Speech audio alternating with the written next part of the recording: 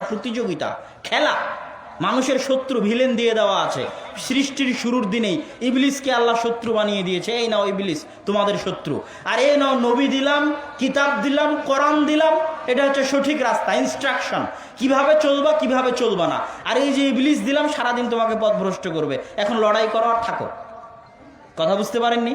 এই প্রতিযোগিতায় যে টিকতে পারবে সে পরকালে আল্লাহ তাকে প্রতিদান দিবে। তো এই তো আল্লাহ সুবহানাহু ওয়া তাআলা চাইলে তো তাকে অবশ করতে পারে, কিন্তু করবেন না, এটাই তো পরীক্ষা। এটাই আল্লাহ সুবহানাহু ওয়া তাআলার ইরাদা কাউনিয়া। কিন্তু আল্লাহ চান যে সে হেদায়েত প্রাপ্ত হোক, আল্লাহ চান না যে তার কোনো বান্দা আগুনে জ্বলে কষ্ট পাক, শাস্তি প্রাপ্ত হোক। তাহলে এই ভাগ্যের বিষয় নিয়ে একদল মানুষ আলাদা হয়ে গেল, এখানে চলে আসলো মানহাজু আহলিস সুন্নাতি ওয়াল জামাআহ। তারপরে ইমানের ক্ষেত্রে একদল মানুষ আলাদা হয়ে গেল। ইমানের ক্ষেত্রে একদল মানুষ বলল অন্তর ঠিক তো সব ঠিক, অন্তরে পর্দা আছে তো আর পর্দা করার কি দরকার। কথা বুঝতে পারেননি? নাউজুবিল্লাহ। তো অন্তর ঠিক হলে যদি সবই ঠিক হতো তাহলে বাদশাহ হেরাক্লিয়াসও মুসলমান। কেননা বাদশাহ হেরাক্লিয়াস অন্তর দিয়ে বিশ্বাস করত যে মুহাম্মদ আল্লাহর নবী এবং তার রাসূল, কিন্তু মুখে ঘোষণা দেয়নি। কথা বুঝতে পেরেছেন? কাজে বাস্তবায়ন করেনি। বুখারীর হাদিস খুলেন, বুখারী শরীফের প্রথম 2-3টা হাদিস, হেরাক্লিয়াসের বিশাল ঘটনা। যখন হুদাইবিয়ার সন্ধি হয়েছে, হুদাইবিয়ার সন্ধির সময় একটু ফাঁকা সময়, মক্কার কাফেরদের সাথে আজীবন যুদ্ধ লেগে থাকতো। এখন চুক্তির কারণে যুদ্ধ নাই, তো মক্কার কাফের গেছে ব্যবসা করতে সিরিয়াতে, আর আল্লাহ রাসূল এই সময়কে কাজে লাগিয়েছেন দাওয়াতি কাজে। চিঠি লিখছেন বড় বড় বাদশার কাছে। তৎকালীন রোমান সাম্রাজ্য, রোমান মানে রোম, রোম মানে আজকের ইতালির রাজধানী রোমকেই তৎকালীন যুগে রোম বলা হতো। এবং কোরআনের আয়াত গলিবাতির রুম, সেটা আজকের ইতালির রাজধানী রোম। এবং আল্লাহর রাসূলের যে হাদিসের মধ্যে যদি কোথাও রোম আসে তো এটাও আজকের ইতালির রাজধানী রোম। এটা খ্রিস্টানদের আদিকালের কেন্দ্র, সেই কাল থেকে আজ পর্যন্ত এখনো কেন্দ্র ইউরোপ, উরুব্বা। রোমান সাম্রাজ্য। আর একদিকে পারস্য, পারস্য মানে ফার্সি, বাংলায় বলে প, কিন্তু ওটাই আরবিতে আছে ফার্সি, ফুরস। কেন আরবিতে পর কোনো উচ্চারণ নাই, আরবিতে পর কোনো উচ্চারণ নাই, সেটা আমরা পারস্য বলতেছি, ওটাই আরবিতে বলে ফুরস, ফার্সি। যারা ফার্সি ভাষায় কথা বলে, কারা ফার্সিতে কথা বলে? ইরানের লোক ফার্সিতে কথা বলে। তো ইরানের সাম্রাজ্যের নাম হচ্ছে পারস্য সাম্রাজ্য। পারস্য সাম্রাজ্যের লোকেরা ছিল অগ্নিপূজক, আর রোমান সাম্রাজ্যের লোকেরা ছিল খ্রিস্টান ধর্মের অনুসারী। আল্লাহ রাসূল দুইজনের কাছে চিঠি লিখলেন ইসলাম গ্রহণের, আসলিম তাসলাম, ইসলাম গ্রহণ করো নিরাপদে থাকবে। চিঠি মুহাম্মদ আব্দুল্লাহ, আল্লাহর বান্দা এবং তার নবীর পক্ষ থেকে তোমার নিকটে, আসসালামু আলা মান ইত্তাবা আল হুদা, শান্তি বর্ষিত হোক তার প্রতি যে হেদায়েতের অনুসারী। তারপর আল্লাহ রাসূল ওই আয়াত লাগিয়ে দিলেন, তাআলাউ ইলা কালিমাতিন বাইনানা ওয়া বাইনাকুম, ওই কালেমার দিকে আসো যেই কালেমা, যেই কথা আমার এবং তোমাদের মধ্যে একক, যেটা ডাক্তার জাকির নায়েক তার প্রায় বক্তব্যে বলে। ওটা আল্লাহ রাসূলের চিঠির বাক্য। আল্লাহ রাসূল বাদশাদের নিকটে চিঠি লিখেছেন এই বাক্য দিয়ে, বেশি নয়, 2-3টা বাক্য। তার মধ্যে একটাই দাওয়াত, তোমার আর আমার মধ্যে যেটা একমত যে আল্লাহ এক ও অদ্বিতীয়, আল্লাহর কোনো মূর্তি বানানো যাবে না, কোনো শরিক করা যাবে না, আসো এই কথাটা মানি। এটা তাওরাতেরও কথা, এটা ইনজিলেরও কথা, এটা কোরআনেরও কথা, অন্তত যেটাতে একমত সেটা তো মানি। এটা এই বলে আল্লাহ রাসূল চিঠি লিখলেন। হেরাক্লিয়াসের কাছে চিঠি গেছে। হেরাক্লিয়াস বলছে চিঠি কার নিকট থেকে এসেছে? আরবের যে লোক নবীর দাবি করেছে তার নিকট থেকে এসেছে। আশেপাশে কোনো আরব ব্যবসায়ী আছে? তো বলে আছে, আবু সুফিয়ান। চিঠি এসেছে আল্লাহর রাসূলের পক্ষ থেকে, আর ব্যবসা করতে গেছে আল্লাহর রাসূলের তৎকালীন সবচেয়ে বড় শত্রু আবু সুফিয়ান রাদিয়াল্লাহু তাআলা আনহু, যিনি পরবর্তীতে ইসলাম গ্রহণ করেছিলেন। তা আবু সুফিয়ানকে ডেকে পাঠাও। ডেকে পাঠালেন। বাদশাহ জিজ্ঞেস করতে লাগলো, এই আচ্ছা শোনো, মুহাম্মাদের পূর্বে ইতিপূর্বে কেউ কি নবুয়তের দাবি করেছিল তোমাদের কেউ? বলে না। যদি কেউ নবুয়তের দাবি করে থাকতো তাহলে আমি মনে করতাম যে ওর দেখা দেখি মুহাম্মদ করছে। একজনের দেখা দেখি আরেকজন কাজ করে না? আচ্ছা, মুহাম্মাদের বংশে সাল্লাল্লাহু আলাইহি ওয়াসাল্লাম ইতিপূর্বে কি কেউ রাজা ছিল? তো বলে না, কেউ রাজা বাদশাহ ছিল না। যদি তাই হয় তাহলে যদি থাকতো রাজা বাদশাহ, তাহলে আমি মনে করতাম নিজের বাপ দাদার হারানো রাজত্ব ফিরে পাওয়ার জন্য ঢং করে নবুয়তের দাবি করতেছে। নাউজুবিল্লাহ। তো যেহেতু কেউ রাজা বাদশাহ ছিল না তাহলে তো এটাও হওয়ার কথা নয়। এভাবে একের পর এক বাদশাহ হেরাক্লিয়াস আবু সুফিয়ানকে জিজ্ঞেস করছে, আচ্ছা নবুয়তের পূর্বে কি কোনোদিন মিথ্যা কথা বলেছে মুহাম্মদ সাল্লাল্লাহু আলাইহি ওয়াসাল্লাম? তো বলে না। এখানে আবার একটা মজার জিনিস দেখেন, আবু সুফিয়ান রাদিয়াল্লাহু তাআলা আনহু তখন কাফের, আল্লাহ রাসূলের সবচেয়ে বড় শত্রু। আবু জাহালের পরে প্রত্যেকটা যুদ্ধে কমান্ডার ছিল, চিফ অফ কমান্ডার। প্রধান সেনাপতি আল্লাহ রাসূলের বিরুদ্ধে যুদ্ধের ক্ষেত্রে আবু জাহালের পরে শত্রুর বিষয়ে জিজ্ঞেস করা হচ্ছে, কিন্তু একটা মিথ্যা কথা আবু সুফিয়ান রাদিয়াল্লাহু তাআলা আনহু বলেননি। শত্রু হওয়ার পরও তৎকালীন আরব কাফেরের নিকটে মিথ্যা এত জঘন্য, এত ভয়াবহ, এত ভয়ঙ্কর, এত ন্যাক্কার অপরাধ ছিল যে শত্রুর ক্ষেত্রেও তারা মিথ্যা বলতো না। আর আজকে আমরা বাঙালিরা কত নিচে নেমে গেছে। মিথ্যা হচ্ছে সবচেয়ে সহজ বস্তু বাংলাদেশে।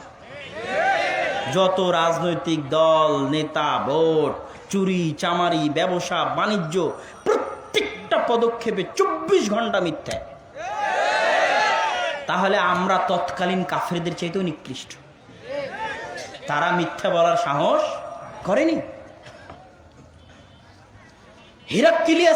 হিরাক্লিয়াস জিজ্ঞেস করছে আবু সুফিয়ানকে, কথা জিজ্ঞেস করতে করতে করতে করতে যখন সব কথা জিজ্ঞেস করা হয়ে গেল, আমি আসল কথায় চলে আসতেছি, যেটা বলার জন্য এটা বলা।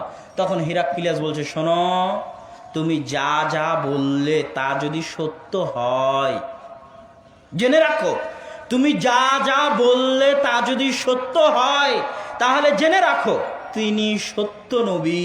আর আমার পায়ের নিচে যে মাটি আছে, এই মাটির উপরও একদিন তিনি ক্ষমতা বসাবেন, এই মাটিও তার অধীনে চলে যাবে। তার বলার বেশি দিন লাগেনি, সাহাবীরা রোমান সাম্রাজ্য এবং পারস্য সাম্রাজ্যের পতন ঘটিয়ে ছেড়েছেন। তো এই হাদিস বলার উদ্দেশ্য কি?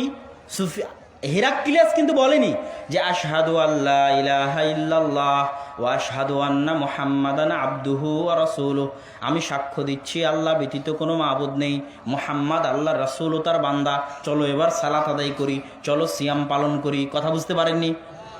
হিরাক্লিয়াস অন্তর দিয়ে 100তে 100 জানতো যে মুহাম্মদ আল্লাহর নবী। তাহলে কি সে মুসলমান?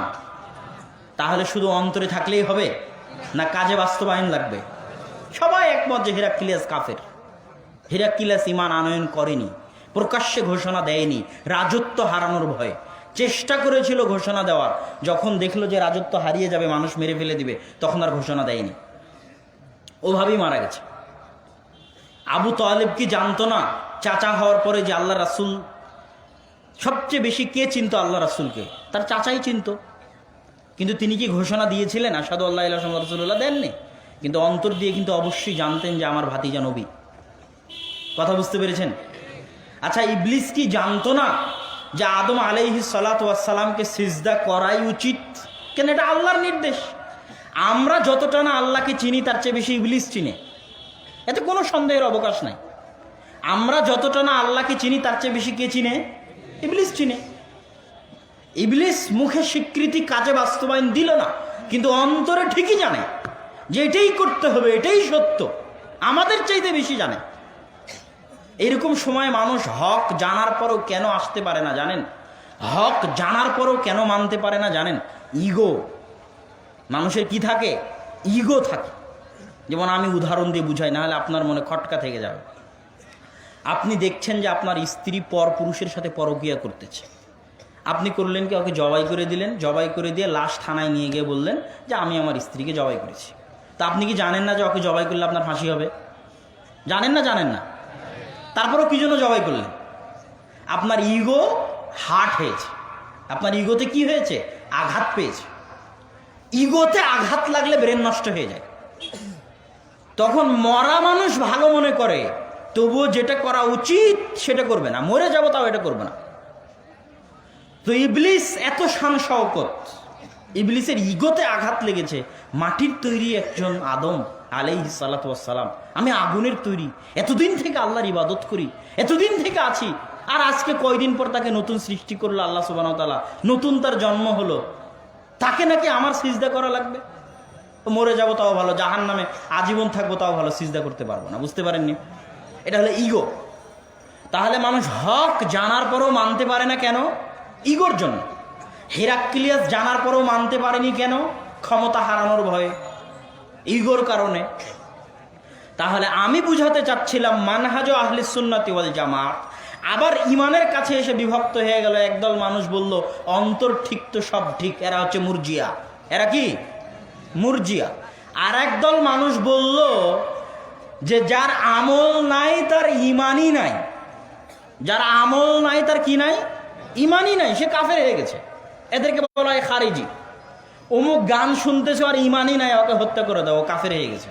অমুক জায়গায় যাত্রার মঞ্চ চলতেছে আর ইমানই নাই, ওখানে বম মেরে ধ্বংস করে দাও। অমুক বিচারক বিচারপতি কোরআন এবং হাদিস অনুযায়ী বিচার ফায়সালা করে না আর ইমানই নাই, ওকে বম মেরে উড়িয়ে দাও কোর্টকে। কথা বুঝতে পেরেছেন? এই দুই দিকে দুই গ্রুপ চলে গেল, মাঝখানে মানহাজ ও আহলিস সুন্নাতি ওয়াল জামাত, সাহাবিদের মানহাজ, সুন্নাতের মানহাজ। সেটা কি? শুধু মন্তরে থাকলে হবে না, মুখেও স্বীকৃতি দিতে হবে, কাজেও বাস্তবায়ন করতে হবে, আমলও থাকতে হবে। তবে আমল নাই মানে ইমান নাই এ কথা নয়, আমল নাই মানে ইমান কমে গেছে। ইমান কি হয়েছে?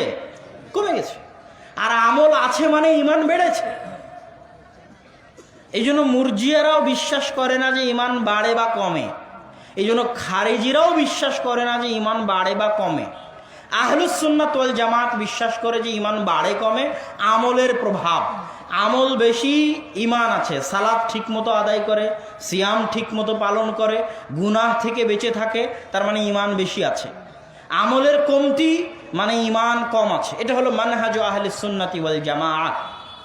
এই যে এইভাবে যে মানহাজটা চলে আসতেছে, বাতিল ফিরকাগুলো আলাদা হয়ে যাচ্ছে। ওই যে শুরুতে শিয়া খারিজি আলাদা হয়ে গেল, মুতাজিলা জাহমিয়া মুশাব্বিহা মুজাসসিমা আলাদা হয়ে গেল, মাতুরিদি আশআরি আলাদা হয়ে গেল, তারপরে খারিজি মুরজিয়া আলাদা হয়ে গেল, জাবারিয়া কাদারিয়া আলাদা হয়ে গেল।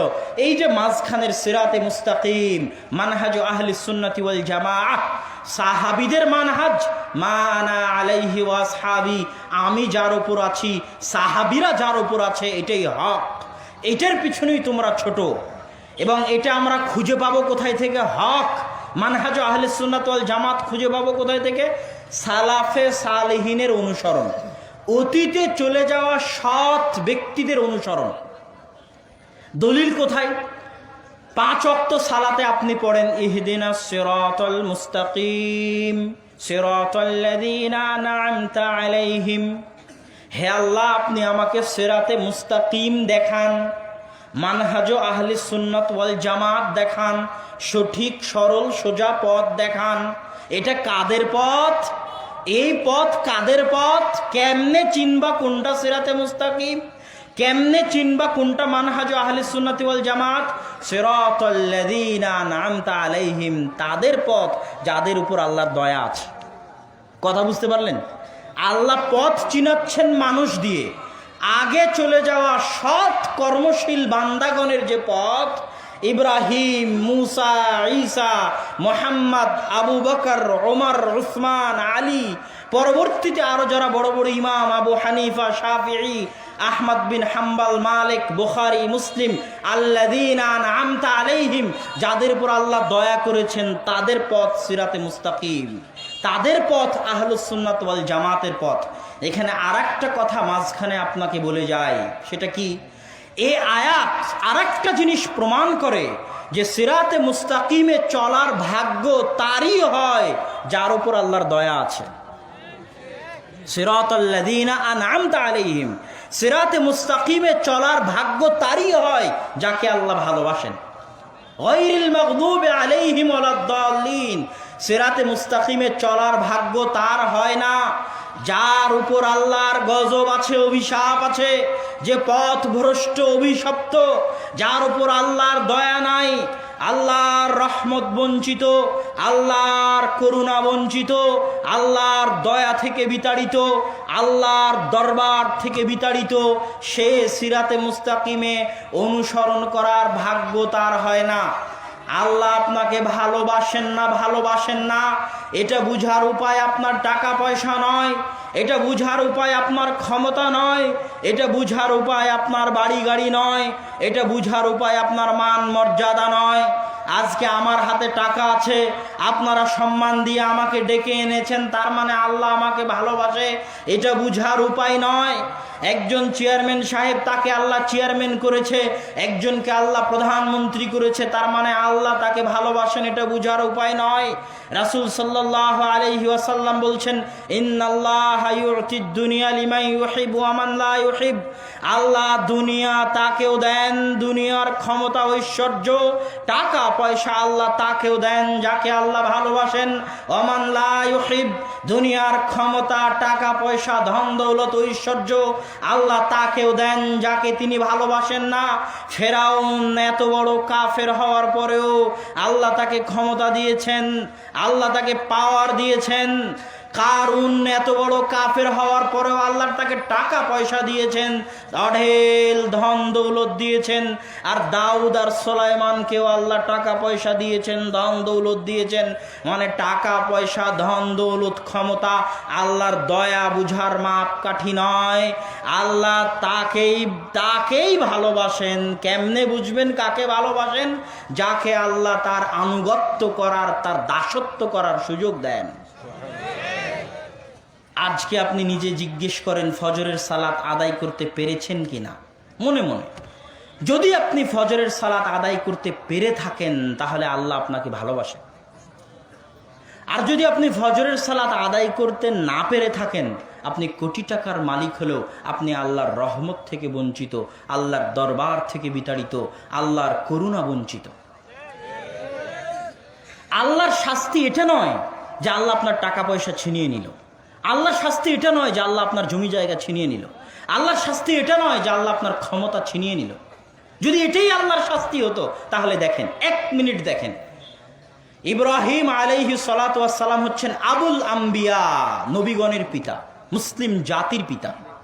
ইব্রাহিমের সন্তান হচ্ছে ইসহাক, ইসহাকের সন্তান হচ্ছে ইয়াকুব, ইয়াকুবের সন্তান হচ্ছে ইউসুফ। ইউসুফ আলাইহিস সালাতু ওয়াস সালাম নিজে নবী, তার পিতা নবী, তার দাদা নবী, তার পরদাদা নবী। আর নাবী ইবনুন নাবী ইবনুন নাবী ইবনুন নাবী, নবীর ছেলে নবীর ছেলে নবীর ছেলে নবী। এর চেয়ে সম্মানিত বংশ পৃথিবীতে আর নাই, আর হয় না। ইব্রাহিমকে আল্লাহ যে সম্মান দিয়েছেন, যত নবী কিয়ামত পর্যন্ত আসবে, ইব্রাহিমের পরে যত নবী এসেছে মুহাম্মদ সাল্লাল্লাহু আলাইহি ওয়াসাল্লাম পর্যন্ত সবাই কার বংশধর? ইব্রাহিম আলাইহিস সালাতু ওয়াস সালামের বংশধর। সেই মহান বংশের একজন নবী ইউসুফ আলাইহিস সালাতু ওয়াস সালামকে তার নিজ ভাই, তার সৎ মায়ের পেটের একই পিতার ভাইয়েরা তাকে কুয়ায় নিক্ষেপ করে দিল। আপনার ভাই কি আপনাকে কুয়ায় নিক্ষেপ করেছে নাকি? হ্যাঁ? তাহলে ইউসুফ আলাইহিস সালামকে যে কুয়ায় নিক্ষেপ করা হলো, মানে ইউসুফ আলাইহিস সালামকে কি আল্লাহ ভালোবাসেন না? কথার আমার উত্তর দেন। আচ্ছা, ইউসুফ আলাইহিস সালাতু ওয়াস সালামকে কুয়া থেকে তুলে কৃতদাস বাজারে বিক্রি করা হলো, গোলাম। আপনি কোনোদিন কৃতদাস হিসেবে বাজারে বিক্রি হয়েছেন? উপস্থিত যারা আছেন, বিক্রি হননি। ইউসুফ আলাইহিস সালাম মানুষের বাড়িতে বিক্রি হয়ে, মানুষের বাড়িতে কাজের লোক, চাকর হয়ে কাজ করেন, ঝাড়ু দেন, পানি চাইলে পানি দেন। উনি তো আর জানেন না ওনার সাথে কি ঘটেছে, উনি তো কৃতদাস, ওনাকে তো কিনে নিয়ে যাওয়া হয়েছে, উনি তো কাজের লোক, চাকর। আপনি কোনোদিন মানুষের বাড়িতে চাকর কৃতদাস হিসেবে ছিলেন? ছিলেন। ইউসুফ আলাইহিস সালাতু ওয়াস সালামকে আল্লাহ সুবহানাহু ওয়া তাআলা ওখান থেকে এমন মিথ্যা অপবাদ তার মাথার উপর চাপিয়ে দেওয়া হলো, এমন মিথ্যা অপবাদ, ওরকম মিথ্যা অপবাদ আপনার নামে হয়তো কোনোদিন চাপানো হয়নি। সেই মিথ্যা অপবাদ মাথায় নিয়ে উনি চলে গেলেন জেলে। টানা 7 বছর জেল খাটলেন। আপনি জেল খেটেছেন 7 বছর? খাটেননি। এই যে কুয়ায় নিক্ষেপ করা হলো ইউসুফ আলাইহিস সালাতু ওয়াস সালামকে, বাজারে বিক্রি করা হলো কৃতদাস হিসেবে, মানুষের বাড়িতে কাজ করলেন চাকর হিসেবে, অপবাদ মাথায় নিলেন, মাথায় নিয়ে জেল খাটলেন 7 বছর। এতগুলো বিপদ তিনি অতিক্রম করতেছেন, তখন তিনি নিজে নবী, তার বাপ নবী, তার দাদা নবী, তার পরদাদা নবী। আর তখন তার পিতা ইয়াকুব তার জন্য অঝোর ধারায় চোখের পানি ফেলে দোয়া করতেছেন আল্লাহর দরবারে। তার জন্য তার পিতা নবীর দোয়া আছে, তার নবী জীবিত, পিতা জীবিত। বাম পৃথিবীতে তো এরকম ঘটনা ঘটে যার বাপ নাই তার সাথে, ওনার পিতা জীবিত এবং নবী হিসেবে, এবং চোখের পানি ফেলতে ফেলতে অন্ধ হয়ে গেছে সন্তান ইউসুফের জন্য। তাহলে এবার বলেন, প্রশ্ন উপস্থিত জনতার নিকটে, যে ইউসুফ আলাইহিস সালাতু ওয়াস সালামকে আপনারা যেহেতু বলছেন যে আল্লাহ তাকে ভালোবাসে, আপনারা যেহেতু দাবি করতেছেন, তো আল্লাহ যে তাকে ভালোবাসে, এই ভালোবাসার প্রমাণটা কোথায়? উত্তর দেন, আমি উত্তর চাচ্ছি। জি, অন্য একটা উত্তর চাচ্ছি। আচ্ছা, আমি উত্তর দিই। আল্লাহ সুবহানাহু ওয়া তাআলা যে তাকে ভালোবাসেন, এটা তার পুরো জীবনীতে সবচেয়ে বড় প্রমাণ যে আল্লাহ তাকে জেনার মতো অপরাধ থেকে বাঁচিয়ে দিয়েছেন। আল্লাহু আকবার। তাহলে এবার বুঝেন তার উল্টাটা, এবার তার পাল্টাটা বুঝেন যে আপনার উপর আল্লাহর দয়া আছে না নাই। আপনার টাকা পয়সা নাই, মনে করছেন আমার উপর দয়া নাই। খেতে পাই না, মনে করছেন দয়া নাই। আর ইউসুফের চেয়ে কষ্ট আপনি কোনোদিন করেনই। তাহলে ইউসুফের উপর আল্লাহর দয়া ছিল, তার প্রমাণ আল্লাহ সুবহানাহু ওয়া তাআলা তাকে জেনা থেকে বাঁচিয়েছেন, জেনার মতো মহা অপরাধ থেকে বাঁচিয়েছেন। এবার আপনি শুনেন, আপনার জন্য আল্লাহর পক্ষ থেকে সবচেয়ে বড় শাস্তি, সবচেয়ে বড় গজব, সবচেয়ে বড় আযাব এটাই যে আল্লাহ সুবহানাহু ওয়া তাআলা আপনাকে জেনার মতো অপরাধে লিপ্ত রেখেছে। আপনার জন্য আল্লাহর পক্ষ থেকে সবচেয়ে বড় শাস্তি, সবচেয়ে বড় আযাব, সবচেয়ে বড় গজব এটাই যে আল্লাহ আপনাকে সুদের মতো মহা অন্যায়, মহা অপরাধে লিপ্ত রেখেছে। আপনার জন্য আল্লাহর পক্ষ থেকে শাস্তির এটাই সবচেয়ে বড় প্রমাণ যে আল্লাহ আপনাকে ফ্রি ফায়ার, পাবজির মতো নিকৃষ্ট গেমে ব্যস্ত রেখেছে। আপনার উপর আল্লাহর শাস্তির, আযাব, গজবের এটাই প্রমাণ যে আল্লাহ আপনাকে মদ, নেশা, জুয়া, আড্ডায় ব্যস্ত রেখেছে। আপনার উপর আল্লাহর শাস্তির সবচেয়ে বড় প্রমাণ এটাই যে আপনি আল্লাহর দয়া পান না, আপনি আল্লাহর রহমত পান না, আপনি আল্লাহর করুণা বঞ্চিত। আল্লাহর করুণা দৃষ্টি আপনার উপর নাই। কোন ভাগাড়ে পড়ে আপনি মারা যাবেন এটা আল্লাহ পরোয়া করে না। আপনি আল্লাহর দরবার থেকে বিতাড়িত, আল্লাহর রহমত থেকে বিতাড়িত, আল্লাহর করুণা থেকে বিতাড়িত। এটাই আপনার জন্য আল্লাহর পক্ষ থেকে সবচেয়ে বড় শাস্তি। অতএব আল্লাহর কাছে দোয়া করুন, আল্লাহ যেন আমাদেরকে তার রহমত থেকে বঞ্চিত না করে। আল্লাহুম্মা আমিন। আল্লাহ যেন আমাদেরকে তার দাসত্ব করার তৌফিক দান করে। আল্লাহুম্মা আমিন।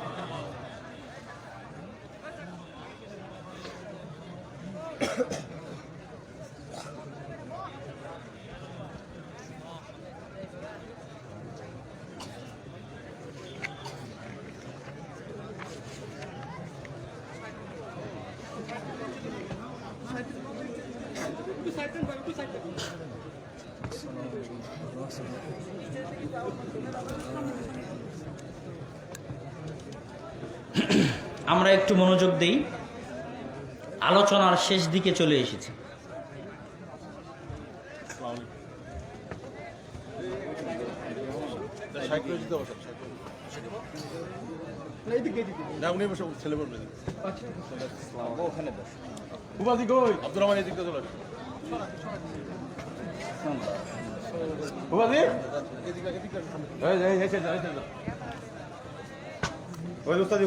বক্তব্যের শেষে জরুরি 2 থেকে 3টে কথা। 1 নাম্বার কথা, আল্লাহ সুবহানাহু ওয়া তাআলার দয়া, রহমত, করুণা পাওয়া একটা মানুষের জীবনের সবচেয়ে বড় সফলতা। আর এই দয়া, করুণা, রহমত পাওয়ার কয়েকটা বড় উপায়। 1 নাম্বার উপায় হচ্ছে পবিত্র কোরআন তেলাওয়াত করতে পারা। যে মানুষের জীবনে পবিত্র কোরআন নাই, যে মানুষের সকাল কোরআন দিয়ে শুরু হয় না, কোরআন দিয়ে শেষ হয় না, সেই মানুষের জীবন আল্লাহর রহমত বঞ্চিত, আল্লাহর করুণা বঞ্চিত, আল্লাহর দয়া বঞ্চিত। যেই বাড়িতে কোরআন তেলাওয়াত হয় না, ওই বাড়ি আল্লাহর দয়া বঞ্চিত, আল্লাহর রহমত বঞ্চিত, আল্লাহর করুণা বঞ্চিত।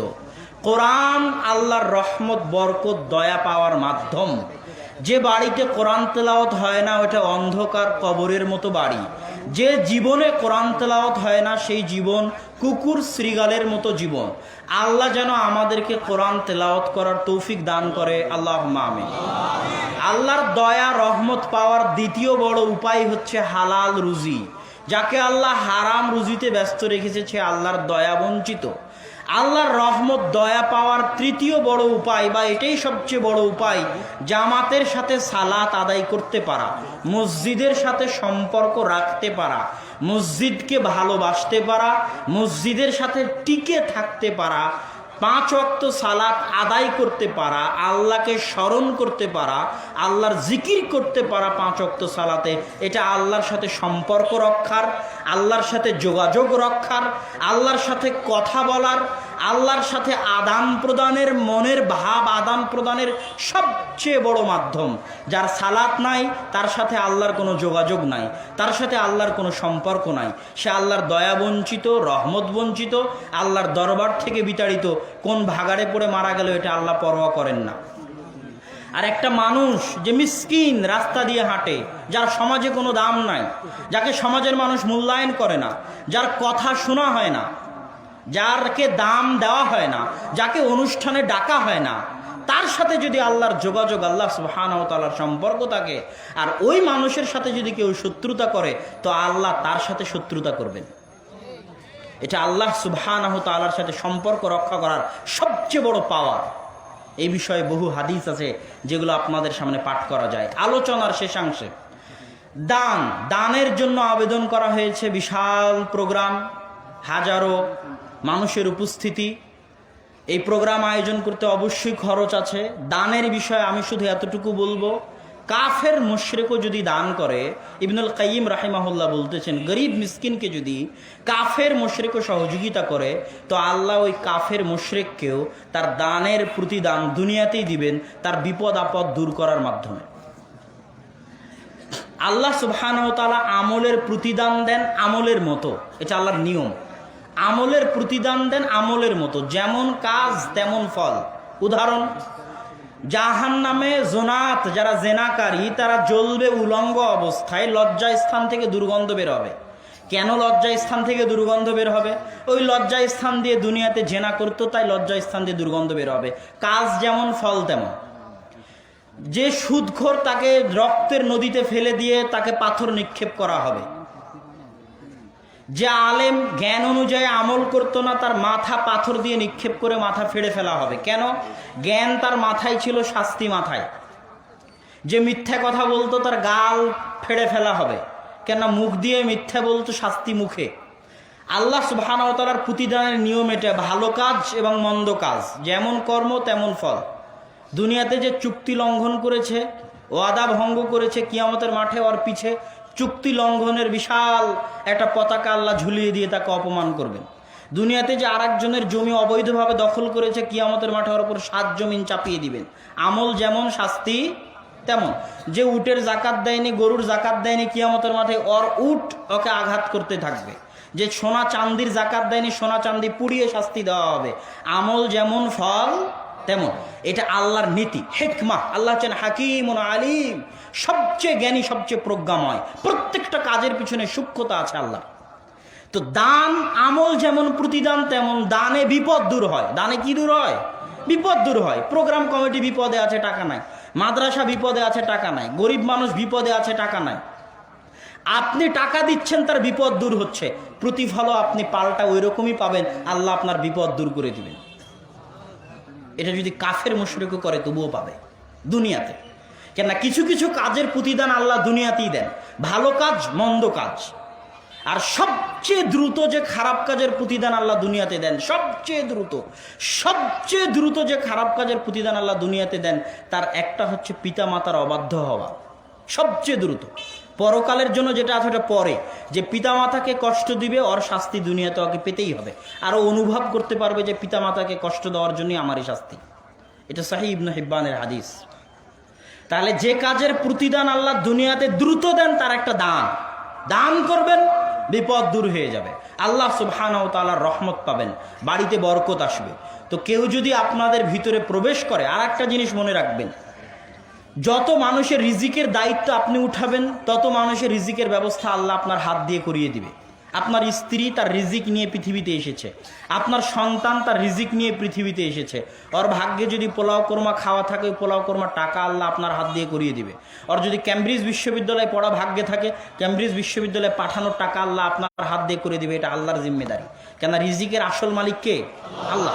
লা তাকতুলু আওলাদাকুম খাশিয়াতা ইমলাক নাহনু নারযুকুকুম ওয়া ইয়্যাহুম। দারিদ্রতার ভয়ে সন্তান হত্যা করিও না, তোকেও খাওয়াই, তোর সন্তানকেও খাওয়াবো। এখনো তুই নিজের রিজিকের মালিক হতে পারিসনি যে নিজের সন্তানের রিজিক নিয়ে চিন্তা করবি। এখনো তো রিজিকের মালিক আমি আল্লাহ। এটা আল্লাহর বাক্য। এবং আল্লাহ সুবহানাহু ওয়া তাআলা মানুষকে বলেননি যে তোমার পকেটের টাকা দাও, ইউনফিকুনা মিম্মা রাযাকনাহুম। আল্লাহ বলেনি তোমার পকেটে যে টাকা আছে ওটা দাও। আল্লাহ বলছে তোমার পকেটে যে টাকা আছে এটা আমার দেওয়া টাকা। তুমি যে 100 বিঘা সম্পত্তির মালিক, ওটা আমার দেওয়া। 100 তলা বিল্ডিং এর মালিক, ওটা আমার দেওয়া। মিন ফাজলি রাব্বি, আল্লাহর দয়া। আল্লাহ চাইলে নিমিষে ধ্বংস করে দিতে পারেন। তুইজ্জু মান তাশা ওয়া তুযিল্লু মান তাশা, তানজিউল মুলকা মিম্মান তাশা ওয়া তুতিল মুলকা মিম্মান তাশা। যাকে ইচ্ছা তাকে ক্ষমতা দিতে পারেন, ক্ষমতা থেকে নামাতে পারেন, সম্মান দিতে পারেন, অপমান করতে পারেন। এটা আল্লাহর সেকেন্ডের খেলা, এটা আল্লাহ করে থাকেন। পৃথিবীর মানুষের চোখের সামনে আল্লাহ সুবহানাহু ওয়া তাআলা এটা করে থাকেন। তাহলে আপনার পকেটের টাকা আল্লাহ দান করতে বলছে, এটা আপনার নয়, ওটা আল্লাহর দেওয়া। আল্লাহ নিজে বলছেন আল্লাহর দেওয়া টাকা আপনি আল্লাহর রাস্তায় ব্যয় করেন, আল্লাহ আবার আপনার বিপদ আপদ দূর করে দিবে। টাকাও আপনার, টাকাও আল্লাহর, খরচও করলেন আল্লাহর রাস্তায়, আবার আল্লাহই বলছে আমারই টাকা আমার রাস্তায় খরচ করো, আমি তোমার বিপদ দূর করে দেবো। কত বড় দয়াবান আল্লাহ সুবহানাহু ওয়া তাআলা। তো কেউ যদি আশপাশ থেকে ঢুকেন দানের জন্য, সহযোগিতার জন্য, আমি জানি না, আমাকে বলা হয়েছিল যে ঢুকবেন, তাহলে ঢুকলে অবশ্যই আপনারা তাদেরকে দান করার চেষ্টা করবেন। দ্বিতীয় তৃতীয় জরুরি কথা, জামিয়া সালাফিয়ার কনফারেন্স 4-5 মার্চ, আমাদের নাসিম ভাই উনি এই প্রোগ্রামের অনেক পরিশ্রম করেছেন এবং উনি সালাফি কনফারেন্সে গিয়ে থাকেন, মানুষজন নিয়ে গিয়ে থাকেন। ওখানে দেশের বড় বড় আলেম ওলামা আসে এবং ঢাকার বুকে একটা বৃহত্তম প্রতিষ্ঠান আহলে হাদিসদের, এবং আরও বড় হবে। এবং এত বিশাল জায়গা ঢাকার মাটিতে আহলে হাদিসদের, এটা খুব আল্লাহ সুবহানাহু ওয়া তাআলার পক্ষ থেকে বড় দয়া, বড় নেয়ামত। এই দয়া, এই নেয়ামতের মূল্যায়ন আপনাদেরকেই রাখতে হবে। এটার জন্য দোয়া করা, সহযোগিতা করার দায়িত্ব আপনাদের। নেয়ামতকে ধরে রাখতে হয় শুকরিয়া আদায়ের মাধ্যমে। নেয়ামতকে ধরে রাখতে হয় কিসের মাধ্যমে? শুকরিয়া আদায়ের মাধ্যমে। এত বড় বিশাল নেয়ামত কি দিয়ে শুকরিয়া আদায় করবেন? ভালোভাবে পরিচালনা, সহযোগিতা, দান করা, প্রোগ্রামে অংশগ্রহণ করা, এটাই শুকরিয়া আদায়। আরও যদি বেশি করেন আল্লাহ আরও বড় করে দিবে। আরও শুকরিয়া আদায় করবেন আল্লাহ আরও বড় করে দিবে। আল্লাহর রাজত্বের তো অভাব নাই, আল্লাহর খাজানার তো অভাব নাই। সুতরাং জামিয়া সালাফিয়ার এই কনফারেন্সে 4-5 মার্চের কনফারেন্সে উপস্থিত হওয়ার আবেদন। দলে দলে উপস্থিত হবেন, দেশ বিদেশের বড় বড় আলেম ওলামা থাকবেন। আর তৃতীয় আবেদন, মাসিক আল ইতিসাম না নিয়ে কেউ যাবেন না, বই পুস্তক যেগুলো আছে সেগুলো নিয়ে যাবেন। আর শেষ আবেদন, দোয়া আমাদের জন্য, আব্বুর জন্য, আমাদের পরিবারের জন্য, আপনাদের নিজেদের জন্য। আমরাও আপনাদের জন্য দোয়া করি, আপনারাও আমাদের জন্য দোয়া করবেন যেন আল্লাহ সুবহানাহু ওয়া তাআলা মানুষের বদ নজর, কুল আউযু বিরাব্বিল ফালাক মিন শাররি মা খালাক ওয়া মিন শাররি গাসিকিন ইযা ওয়াকাব ওয়া মিন শাররিন নাফাসাতি ফিল উকদ ওয়া মিন শাররি হাসিদিন ইযা হাসাদ। হে আল্লাহ, হিংসুকের হিংসা থেকে আপনি পরিত্রাণ দান করেন। এই যে 3 বাপ বেটা প্রোগ্রাম করা হচ্ছে, এটা নিয়ে মানুষের হিংসার শেষ নাই। যারা ফেসবুক চালান তারা বুঝতে পারবেন। তো এটার জন্য আপনাদের দোয়ার মুহতাজ আমরা, কেননা বদ নজরের প্রভাব আছে। আল্লাহ রাসূল বলছেন, তাকদীর, ভাগ্যের ওপর যদি কোনো কিছু প্রাধান্য পায় তাহলে সেটা বদ নজর। আল আইন হাক্কুন, বদ নজর সত্য। তাহলে আমরা মানুষের বদ নজরে পড়ে গেছি, আমরা মানুষের হিংসায় পড়ে গেছি। বাঁচতে পারবো আপনাদের দোয়ায়। আপনারা দোয়া করবেন যেন আল্লাহ সুবহানাহু ওয়া তাআলা আমাদেরকে হেফাজত করে, আল্লাহুম্মা আমিন। এবং আল্লাহ আমাদেরকে যে যেটা দিয়েছেন, জ্ঞান হোক, যেটাই হোক, যত স্বল্পই হোক, এটাতে যেন আল্লাহ সুবহানাহু ওয়া তাআলা আরও বরকত দান করেন, আল্লাহুম্মা আমিন। এবং আল্লাহ আমাদের সবাইকে যেন ঈমানের উপর মৃত্যু দান করেন, আমিন। এবং আমাদের সবাইকে যেন কোরআন না শিখে মৃত্যু দান না করেন। কেউ কোরআন না শিখে মারা যাবেন না, আল্লাহর ওয়াস্তে। কেউ কোরআন না শিখে মারা যাবেন না, আল্লাহর ওয়াস্তে। ঈমানবিহীন মারা যাবেন না, কোরআনবিহীন মারা যাবেন না। আল্লাহ যেন আমাদেরকে কোরআন পড়া অবস্থায়, কোরআন পড়ে, কোরআন শিখে ঈমানের উপর মৃত্যু দান করেন, আল্লাহুম্মা আমিন। ওয়া আখিরু দাওয়ানা আনিল হামদুলিল্লাহি রাব্বিল আলামিন। আসসালামু আলাইকুম ওয়া রাহমাতুল্লাহি ওয়া বারাকাতুহু ওয়া সাল্লাল্লাহু আলান নবী ওয়া সাল্লাম। আলহামদুলিল্লাহ। সম্মানিত সুধীমণ্ডলী, আমরা মূল্যবান আলোচনা শুনলাম শায়েখ আব্দুল জামিল আব্দুর রাজ্জাকের কাছ থেকে। ইনশাআল্লাহ এগুলো আমরা আমলে নেওয়ার চেষ্টা করব। আপনাদের মাঝে রুমাল গিয়েছে, আপনারা এই সম্মেলনকে সফল করার জন্য সবাই সাধ্য অনুযায়ী রুমালে দান করবেন। মা বোনদেরকেও বলছি, আপনারা কালেকশন করে, সবার কাছে কালেকশন করে টাকা স্টেজে পাঠিয়ে দিবেন, কর্তৃপক্ষ যারা আছে তাদের কাছে পৌঁছে দিবেন। সম্মানিত সুধীমণ্ডলী, একটা ঘোষণা দিচ্ছি, যেটা না দিলেই নয়। বলমদ্রি গ্রামের শিকদারের ছেলে মনিরের মা, অর্থাৎ মনিরের মা মারা গিয়েছেন। মনির, তুমি এখানে আছো, তুমি তোমার বাড়িতে তোমাকে যাওয়ার জন্য বলা হচ্ছে। তোমার মা মারা গিয়েছে। এখন আমাদের কালেকশন হবে, অল্প সময়ের ভিতরে যেন আমরা কালেকশন গুলো করি। এই ফাঁকে আমরা একটা ইসলামী দাঁড়ানি শুনি। এখন আমাদের সামনে সংক্ষিপ্ত আকারে আমি ভলেন্টিয়ার ভাইদেরকে বলবো, যারা ভলেন্টিয়ার আছেন আপনারা দ্রুত কালেকশন শেষ করেন। তারপরে আজকের মাহফিলের বিশেষ আকর্ষণ শেখ আব্দুর রহমান বিন আব্দুর রাজ্জাক। আজকের মাহফিলের প্রধান আলোচক, প্রধান বক্তা দেশবরণ আলমীদিন শেখ আব্দুর রাজ্জাক বিন ইউসুফ সাহেবের সুযোগ্য দ্বিতীয় সন্তান। তার আলোচনা কিন্তু আমরা শুনি নাই এই মাঠে। আমরা কি শুনেছি? আমরা তার আলোচনা আজকে ইনশাল্লাহ প্রাণ ভরে শুনবো। অতএব আপনারা কালেকশন দ্রুত করেন। মামুনদেরকে বলছি আপনারা কালেকশন করে প্যান্ডেলে পৌঁছিয়ে দিন। সম্মানিত সুধীমণ্ডলী, এই যে আজকে বিশাল আয়োজন, এই বিশাল আয়োজনের পিছনে যে সমস্ত যুবকরা আজকে খ্যাতবোধ করছে, এর মধ্যে এক নম্বর যে সার্বক্ষণিক এই প্রোগ্রামকে সফল করার জন্য দিন রাত শ্রম দিয়েছেন, আমরা তাকে চিনি মোহাম্মদ নাসিম নামে। মোহাম্মদ নাসিমের সহযোগিতায় আছেন শাওন এবং সুবাইর, সেই সাথে আছে প্রায় 70 জন যুবক। আল্লাহ তাদের এই খ্যাতবোধকে কবুল করে যাবেন। আপনাদের কাছে আমার একটা প্রশ্ন বা দাবি, এই সম্মেলন এই মাঠে প্রতি বছর হোক, এটা আমরা চাই কিনা? তাহলে এই যুবকদেরকে উৎসাহিত করতে হবে, এই যুবকদেরকে সহযোগিতা করতে হবে অর্থনৈতিকভাবে পরামর্শ দিয়ে, যে আগামী দিনগুলোতে প্রতি বছর এই মাঠে এই ধরনের সাথে ব্যতিক্রম ধর্মী সম্মেলন হয়। আল্লাহ আমাদেরকে তৌফিক দান করুন। আল্লাহ আমিন। এখন আমাদের সামনে সংক্ষিপ্ত আকার ইসলামী জাগরণ পেশ করছেন মোহাম্মদ মাহমুদ।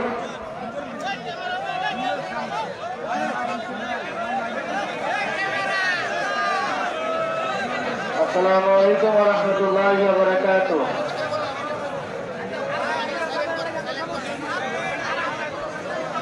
লিল্লাহি তাকবীর।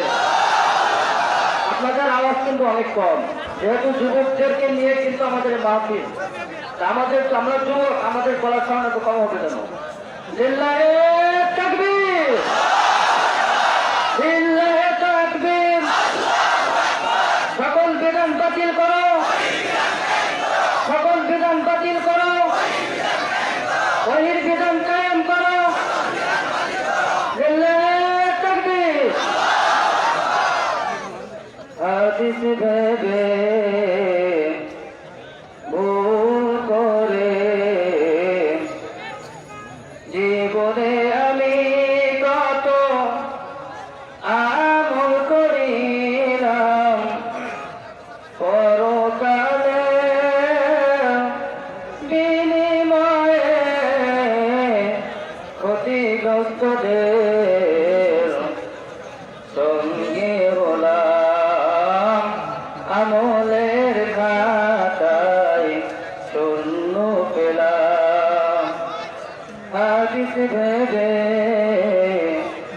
ভুল করে জীবনে আমি কত আমল করিলাম, পরকালে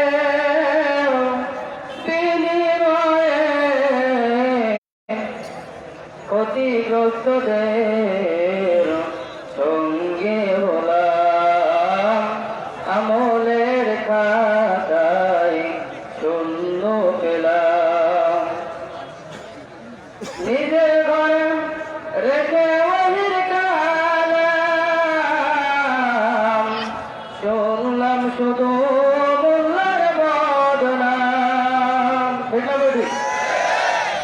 নিজের ঘরে রেখে ওহির কালাম, শুনলাম শুধু মোল্লার বদনাম। অন্ধ থাকায় সহি হাদিস নাহি চোখে দেখলাম, মিজানের পাল্লায় শূন্য পেলাম। হাদিস ভেবে ভুল করে জীবনে আমি কত আমল করিলাম, পরকালে বিনিময়ে ক্ষতিগ্রস্তদের সঙ্গে হলাম, আমলের খাতায় শূন্য পেলাম।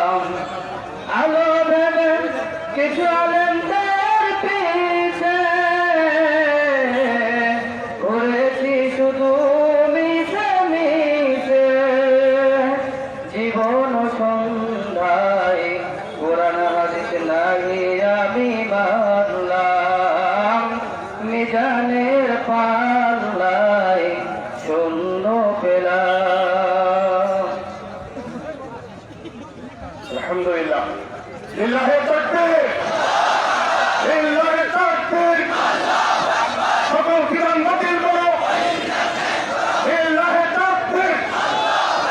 সম্মানিত সুধীমণ্ডলী, এ পর্যায়ে মূল্যবান আলোচনা নিয়ে আসছেন আজকের এই মাহফিলের বিশেষ আকর্ষণ জামিয়া আসসালামিয়া বাংলাদেশ থেকে ফারেক, বর্তমানে কিং আব্দুল আজিজ বিশ্ববিদ্যালয়ে অধ্যয়নরত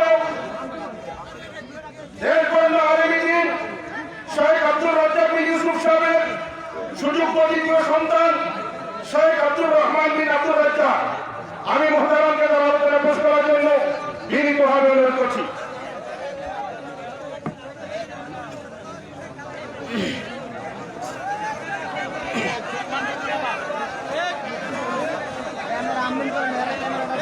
السلام عليكم ورحمة الله وبركاته.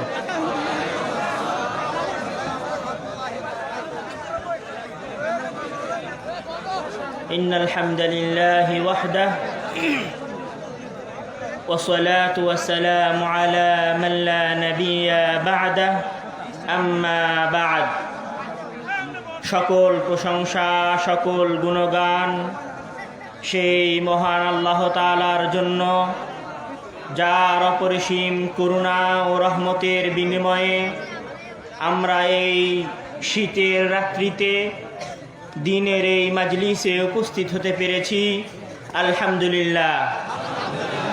তার পরপরই দুরুদ ও সালাম বর্ষিত হোক প্রিয় নবী, যার আদর্শকে বাস্তবায়ন করাই আমাদের জীবনের একমাত্র লক্ষ্য উদ্দেশ্য, সেই মহামানবের প্রতি সকলেই বলি সাল্লাল্লাহু আলাইহি ওয়াসাল্লাম।